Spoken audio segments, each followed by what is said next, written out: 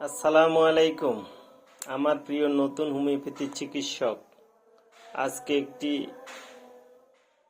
রোগী নিয়ে আলোচনা করব। সেই রোগীটি হলো বিছানায় প্রস্রাব করা রোগী। সাধারণত আমরা যখন ঘুমাতে যাই, শুয়ে পড়ি, তখন আমাদের অ্যান্টিডায়ারেটিক হরমোন নিঃসরণ বেড়ে যায়, যার ফলে আমাদের প্রস্রাব কন্ট্রোলে চলে আসে, প্রস্রাব হয় না। প্রস্রাবের ব্যাগ ধরলে অনেক পরে ঘুম ভেঙে যায়। এই রোগীদের অ্যান্টিডায়ারেটিক হরমোন নিঃসরণ কমে যায়, ফলে প্রস্রাব থাকে না। আরো বিভিন্ন কারণ আছে। সন্ধ্যা রাতে অতিরিক্ত পানি খেয়ে ঘুমাতে গেলে, কেউ আছে কৃমির ওষুধ খাচ্ছে না দীর্ঘদিন, বিভিন্ন কারণে। কারোর ঘুমালে প্রথম পর্যায়ে প্রস্রাব হয়ে যায় আধা ঘন্টার ভিতরে, কারো 3 ঘন্টা পরে গিয়ে প্রস্রাব হয়। কিন্তু রাতের বেলা বিছানায় প্রস্রাব করা এদের প্রতিনিয়ত রুটিন ওয়ার্ক। যাই হোক, সেই রোগীর জন্য হোমিওপ্যাথিতে ভালো ওষুধ আছে, আমরা সেগুলো নিয়ে আলোচনা করব। চলো।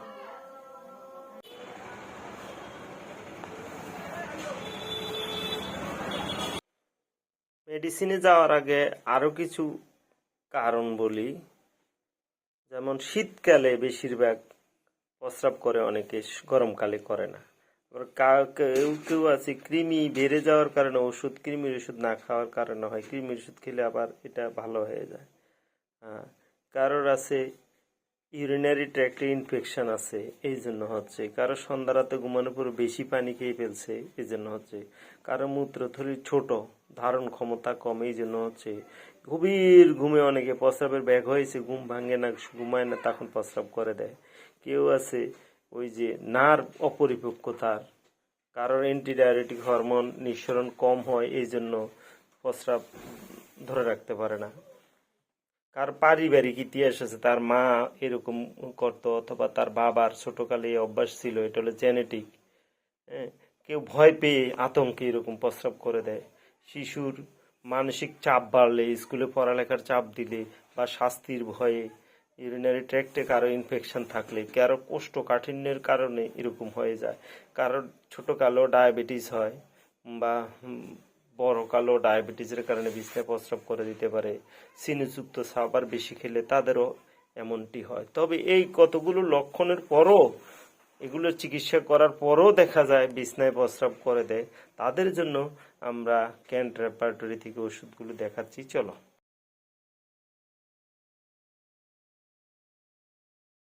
আমার প্রিয় ডাক্তার, দেখো ক্যান্ট রেপার্টরি 6th এডিশন 659 নম্বর পৃষ্ঠায় এই যে ব্লাডার অধ্যায়ের এই রুব্রিক হলো ইউরিনেশন। তারপরে এটা সাব রুব্রিক হলো যে ইনভলান্টারি, তার সাব রুব্রিক হলো এই যে নাইট, এই যে রাতের বেলা বিছানায় প্রস্রাব করা, এই ওষুধগুলো। এখান থেকে দেখো ফার্স্ট গ্রেডের ওষুধগুলো আমরা দিচ্ছি। এই যে লাল বোল্ড করা apis mellifica, argentum nitricum, arnica, arsenic album, belladonna, benzoic acid, Causticum,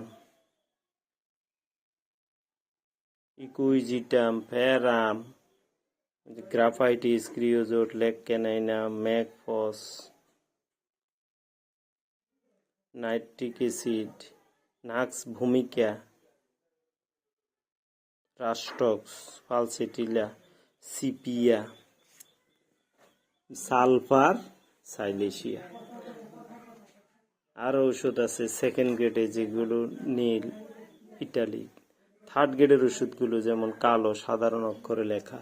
এখানে এগুলো থেকে আমরা, কারোর এই অভ্যাস ভোরবেলার দিকে প্রস্রাব করে দেয়, আলাদাভাবে আছে ওষুধ। কেউ মধ্যরাতে, কেউ আছে মধ্যরাত থেকে সকাল পর্যন্ত, এই সময়ের মধ্যে। কেউ আছে ঘুমতে জাগানো যায় না, প্রস্রাব করানো যায় না, এই জন্য গভীর ঘুমের কারণে করে দেয়। কেউ আছে দেখতেছে প্রস্রাব করতেছে স্বপ্নে, সেটাই করে দেয়।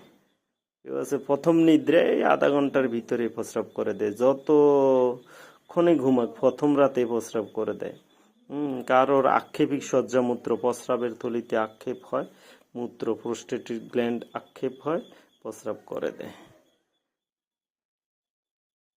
যেই ক্ষেত্রে স্বভাব ব্যতীত কোনো দৃশ্যমান কারণ থাকে না, তার জন্য ইকুইজিটাম ওষুধটা বেশি কার্যকর।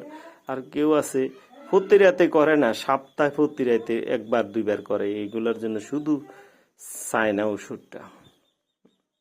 এইভাবে অনেক সময় নাক ঝাড়ার সময় প্রস্রাব করে দেয়। অনেকে আছে এই শরীরে শীত শুরু করলে শীত অবস্থার পূর্বে প্রস্রাব করে দেয়। কেউ আছে ঠান্ডা লাগার ফলে প্রস্রাব করে দেয়, কারণ আক্ষেপের কারণে প্রস্রাব দেয়। তো এগুলো মিলে আমরা ওষুধ দেখে এখান থেকে ওষুধ সিলেক্ট করে দিলে শক্তিকৃত অবস্থায় সিমিলার ওষুধ দিলে তার এই যে প্রস্রাব ধারণ ক্ষমতা বেড়ে যায়, এগুলোর হরমোনাল ডিস্টারবেন্স ব্যালেন্স হয়ে যায়, রোগী সুস্থ হয় এবং নিয়মিত আমাদের মতোই প্রতিদিন সজাগ অবস্থায় পায়খানার প্রস্রাব এগুলো সারে। তো এখান থেকে ওষুধ দাও, ইনশাল্লাহ সুস্থ হবে রোগী। তোমাদেরকে ধন্যবাদ।